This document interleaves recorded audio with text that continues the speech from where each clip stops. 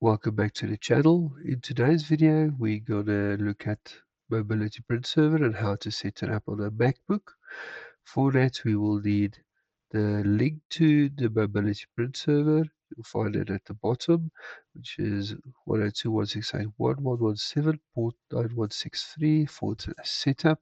That's what you'll be using on the MacBook. Quite important to know that, to use that, so to write it down. Please note that this link is unique to my environment. Your environment will or might have a different IP address.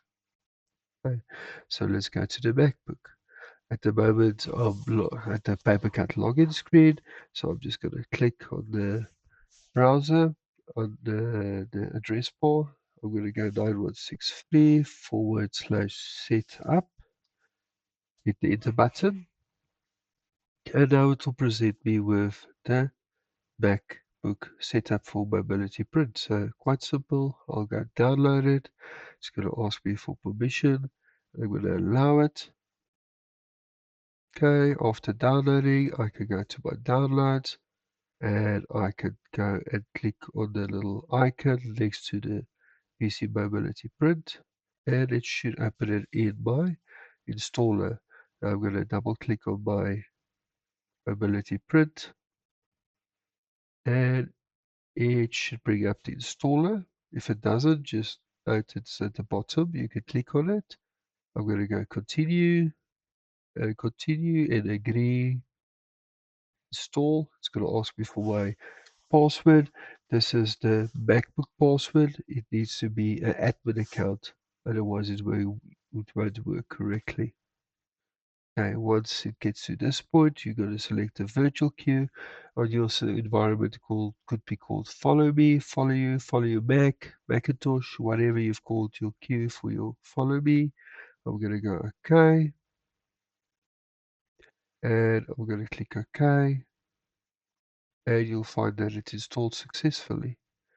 I'm going to move that file to trash, and installation file. So let's test it. So I'm going to click on my browser, click on File, Print,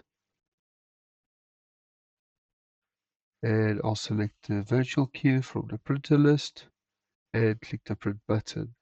Now you'll find that it's going to open this little screen over here that asks me for my username and password. If I've been authenticated via a domain account to my Papercut server, this is where I'll put my domain account credentials in and my domain password. Username, password for my domain. If not, you need to go configure it on Papercut.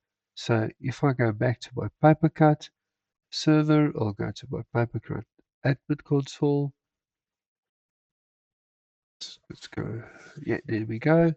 I'm going to go users, and I'm going to create an internal user. If you do not see internal users, you'll need to go and enable it by going to options, user group sync, and right at the bottom you'll find enable internal users.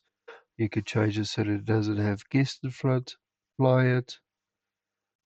Okay. And it then update it. Now I'm going to go back to users again. Create internal user. I'll go and type my name. And I'll give it an email. And then I'll go and add a password.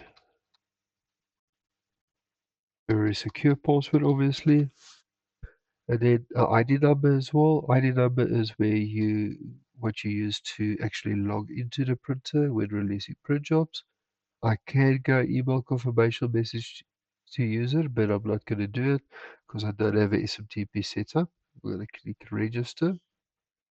Okay, if I go back to users again, you'll see that Stefan has been created, but notice there's a red little mark next to it, cross next to it. It's not enabled yet. I'll have to go click on it, and I'll have to go and deselect restricted so that it's enabled.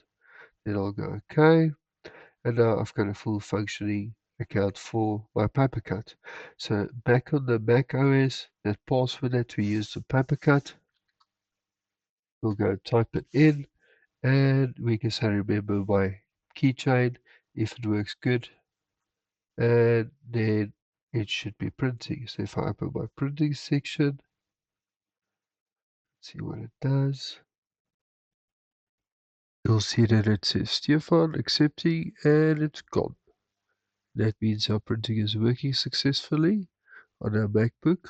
Um, if you've got funny issues where you restart it and it says certificate error or something, make sure your MacBook's time is correct.